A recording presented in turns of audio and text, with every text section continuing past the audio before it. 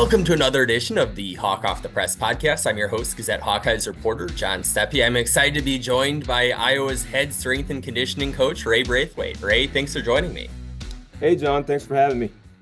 So first of all, kind of getting geared up for the season here after kind of that time of winter development, spring development, summer development.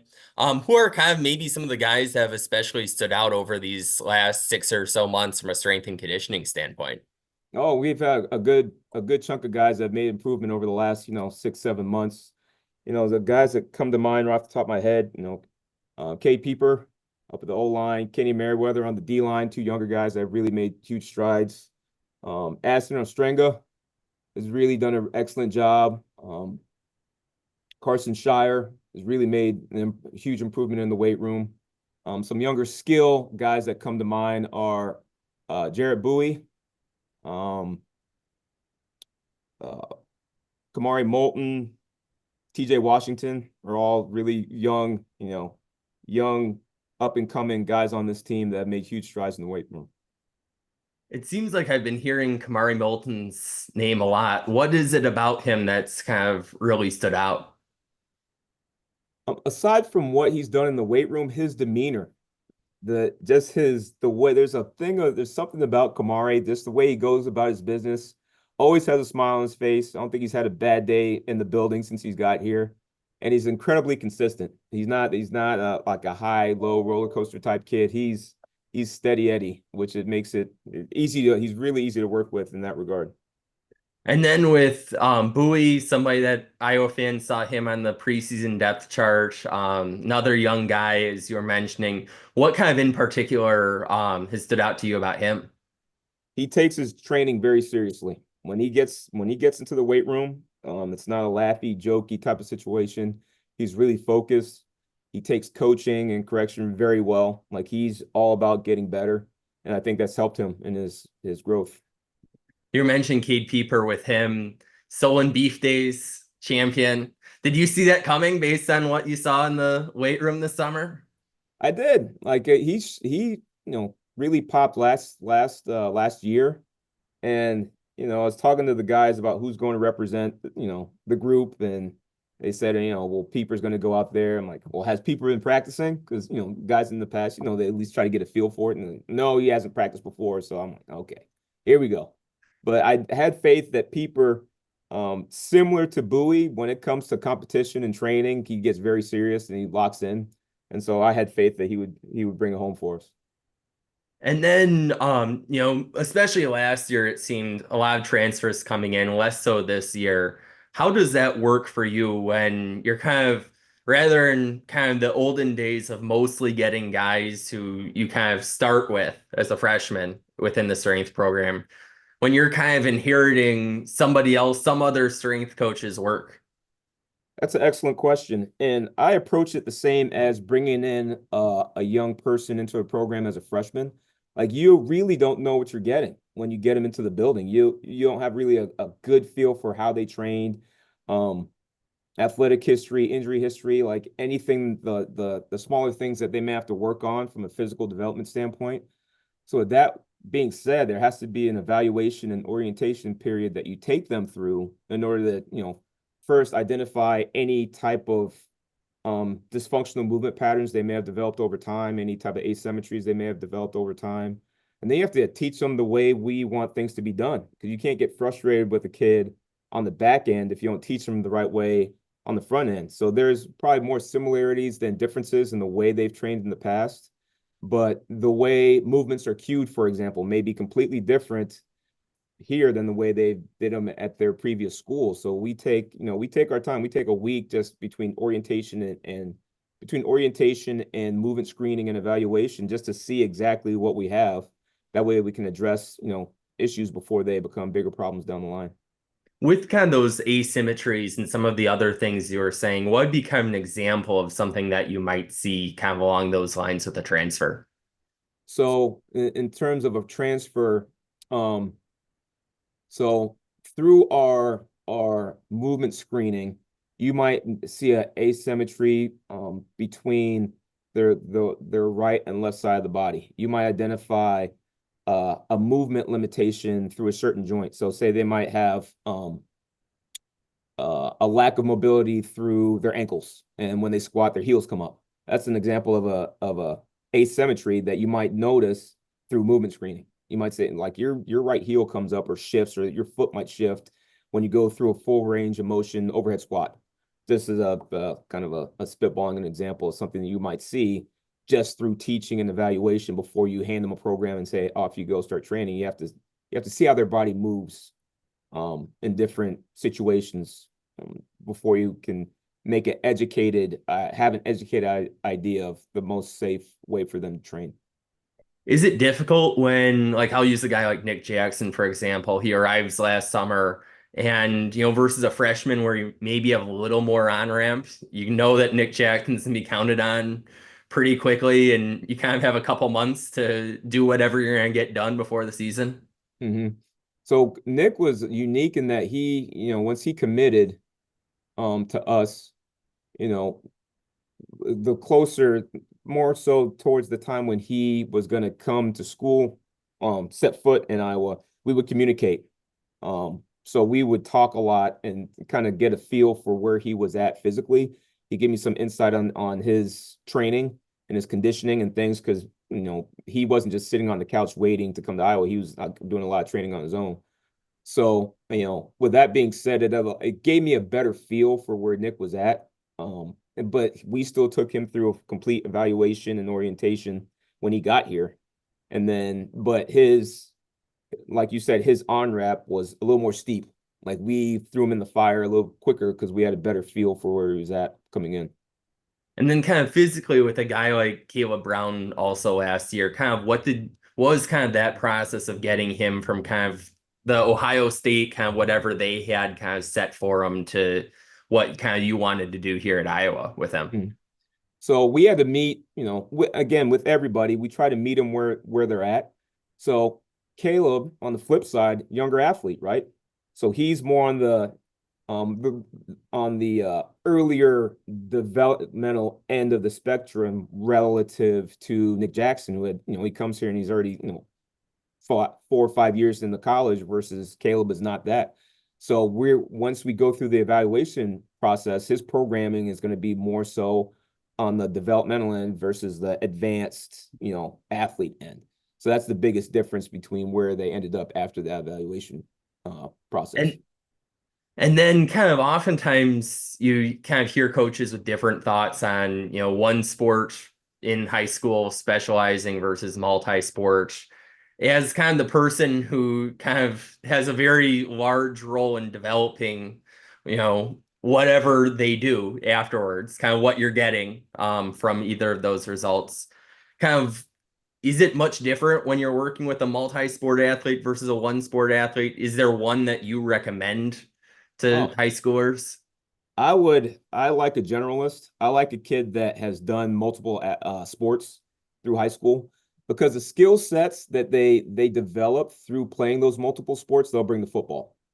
The change direction involved in playing basketball, directly applicable to football. The body leverage, um, hand fighting, grappling aspect of wrestling can be applied to football.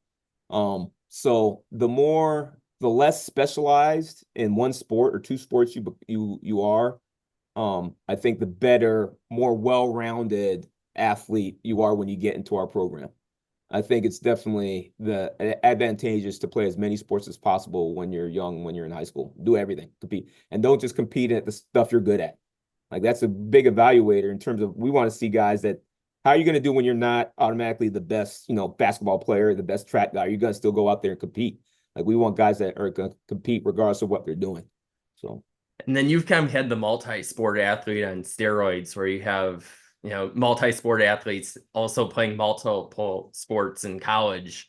What's that process like when, whether it's Ben Keeter, whether it's Brody Brecht, kind of looking back at some of the guys you've had who've kind of, whether it's Ben with football wrestling, whether it's Brody when he's doing that with baseball and football, kind of how do you manage that? And kind of, are there any benefits from those other sports, even at the college level? I think the biggest thing at the college level in both those instances, and probably in all instances when you have a multi-sport athlete at the college level, is making sure that there's balance.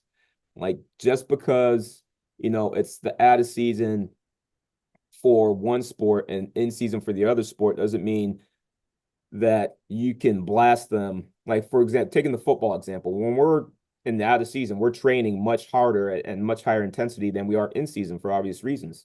But our off season might be the in season for baseball or prepping for the in season for baseball. So, with that being said, we have to communicate with the sports med staff, the strength staff for those other sports to make sure that we don't, overtax the athlete that's getting ready to go in season for the opposite sport that they're playing. So I think that's crucial in terms of their overall development and being able to keep them active in their sport that they're actively participating in.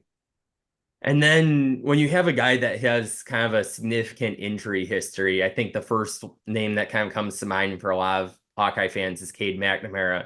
Do you approach things differently when you're when durability has not always been there in an athlete's career? Yes and no. Yes, you have to be aware of injury history and like you can't just, go pedal to the metal with the and predispose an athlete to getting hurt through training, obviously. But at the same point in time, to become more resilient in your sport, you have to train. And so that requires, again, communication. And the example that you're using, communication between myself and our head athletic trainer, Cammy Powell, have to communicate on a daily basis so that we know exactly what he can do, what he can't do. If I'm training him on my side and he's experiencing issues that he communicates to the training staff, I have to be open to that and be able to make adjustments on the fly if need be. But the biggest thing is keeping him in the fight so that he can train, so that he can play the sport of football. Because at the end of the day, strength conditioning is just a means to an end. Like we're trying to physically prepare Cade so he can play the sport of football. It's not just, we can't be completely numbers based and try to get him as strong as possible. But now we've taxed him to the point where he can't play a sport. So that's my 2 cents on that. Along those lines, kind of what have you seen from Cade since in the weight room since he's been medically cleared? He's gotten a lot stronger. I think he's definitely all the way back, and he's ready to compete at a really high level, which he's doing in practice day in, day out, and he's been fully invested in the process. I think he completely understands the importance of training and going hard in the weight room, and I think he fully he's fully embraced it, and he's definitely a leader when it comes to training.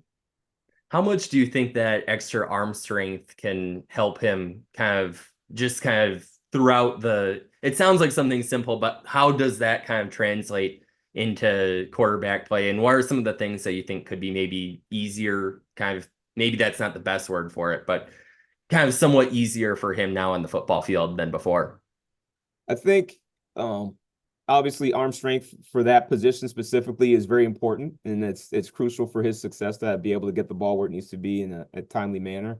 For me, his overall strength and resiliency is my biggest issue that I want to make sure that he's fully prepared for the rigors of playing that position because you're going to get knocked around, you're going to get hit, and you have to be strong enough. And again, I keep on using the word resilient, but your body has to be robust enough to withstand the rigors of playing that position. So that's my biggest thing in terms of getting him strong enough and getting him, there's a lot of change direction, planning, cutting. He's got to be able to, get outside the pocket and be very mobile. And those are the things that come with training consistently through a complete training cycle, which he's been able to do. And then kind of a couple different things kind of across the board. First thing, kind of with your job, how much do you kind of focus on sleep and how much is that kind of within your kind of purview of things that you're thinking about on a day-to-day basis? It's big. It's huge. And that comes with education and making sure our guys understand the importance of sleep, rest, recovery. The gold standard for our guys is 8 hours of sleep. That's what we expect for them to get every single night. Sleep is the number one performance enhancing drug that everybody has access to, but not everybody takes advantage of because these guys are, in the 1% of athletes that play the sport of football. And so, especially coming out of the high school level and you're a Division I guy, you've you can get away with stuff. Like your margin for error is a little bit bigger relative to the athletes that you're competing against at the high school level that weren't Division I athletes. So the biggest thing that's going to separate yourself when you get to this level is your understanding and your appreciation for sleep and recovery and nutrition and hydrating your body and the things that you do away from the building.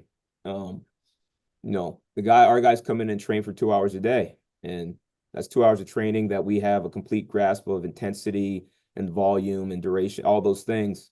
So we have a grasp on that, but it's the other 22 hours of the day that we don't have any control over or oversight over.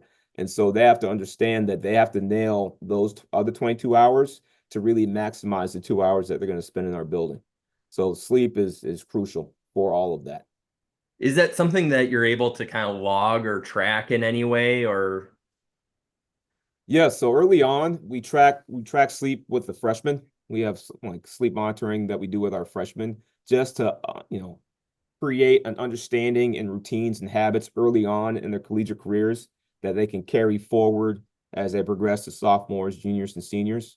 And there's upperclassmen that come back and say, "Hey, can I get back on the sleep monitoring? I'm a little off. Can I, just get myself recalibrated?" And we allow older guys to do that if they so desire. with the sleep monitoring, is that just giving you the hours? Is it like how much data are you able to kind of get from that? Yeah, we get duration, we get onset, we get quality. Those are the big things that we kind of hone in on. And it definitely allows us to have deeper conversations on the overarching umbrella of recovery. If you see performance start to dip, especially just in keeping with the freshman class that we're monitoring, if you see the performance in the weight room or all on the field start to dip, it opens a line of conversation that's completely objective. It's not my opinion that you're dipping. Like this is what the sleep says. You're only getting 6 hours as opposed to 8 hours. And so it opens a tangible line of conversation. And they might say, okay, I've been really struggling in a class, I've been staying up late, or I might be having an issue back at home, or so it allows us to then point them and get them the help that they need in different areas that maybe we can't address, but we can find someone on the campus here that can help them in whatever they need. So Are you able to get up to that same standard as players with 8 hours yourself? ideally, I try, not always, but that's my gold standard too. It's a struggle, but we get it done. And then another area, nutrition. Is that something that you're kind of thinking a lot about, or is that kind of elsewhere? No, we think a lot about that, and we counsel. Like one of the first things we do when guys get on campus is, we talk to them about sleep. We talk to the freshmen about sleep, and we do nutrition talks to the entire team. But we also, before you can make any type of recommendations on nutrition, you have to have an understanding of how guys eat. Because the way kids eat with mom and dad at high school, and then they come on campus and they're free to their own devices, like away from that structure of home, is going to be or may be completely different if they haven't ingrained and established good nutritional habits. And so we just, try to coach them up on the basics, like the importance of not training on an empty stomach. When you wake up early, we're a morning centric program.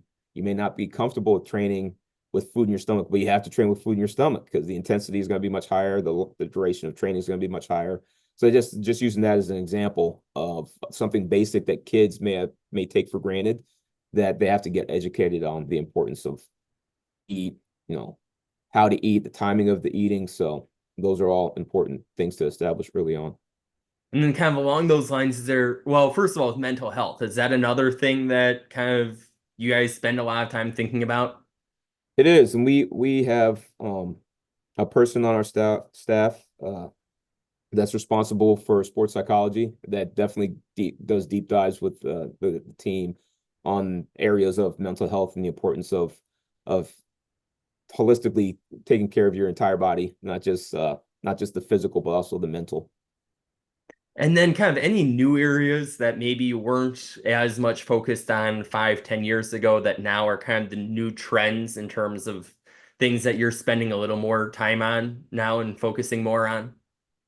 What was your time frame? You're talking about like 10 years ago, Yeah, or 5 years ago 5 years or ago? 15 years ago. Um, Take it wherever you want to go. no, I get you. We honestly we try to focus on the basics. Yeah, there's new forms of technology, new forms of tracking readiness. on a day in, day out basis, which we do. We do RSI testing to just to evaluate nervous system, and we track sleep, and those things are very important. But all of that goes out the window if the educational piece isn't there, if they don't understand the reasons behind it, and if they're not following through. Like I talked about the 22 hours, they have to have, we can evaluate and test day in, day out those things, but if they're not doing what they need to do on in the areas of sleep, nutrition, hydration, then all of that goes out the window. So that's where the rubber meets the road in terms of how they take care of their body and how they're recovering. We have to monitor those things for obvious reasons, just to get a gauge on where they're at, but there has to be the other side of it, the follow through, the action. And so that's where we put our biggest emphasis. And then I've heard a lot of athletes really speak very highly of you. Joe Evans comes to mind. He's like a Ray Braithwaite billboard. I remember Dane Belton speaking very highly of you as a friend and mentor back at the combine a couple years ago. How do you go about kind of serving as kind of that mentor role for a lot of people in the building? I would say that you can't really be a mentor without having a relationship with somebody first.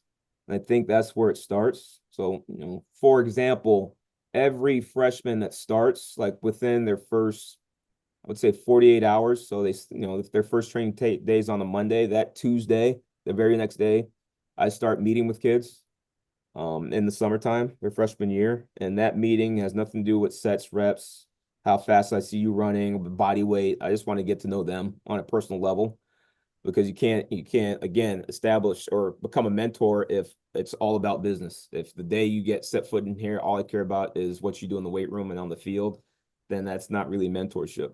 I want guys to feel comfortable coming to me and talking to me about anything under the sun, because we're going to spend more time together. I'm going to spend more time with them than I do with my family on a daily basis. And then our strength staff is going to be the one constant thread for them throughout their 4 to 5 years on campus, because their instructors are going to change from time to time. There's going to be windows of time where they don't really have a chance to communicate with their position coach because they're out on the road recruiting.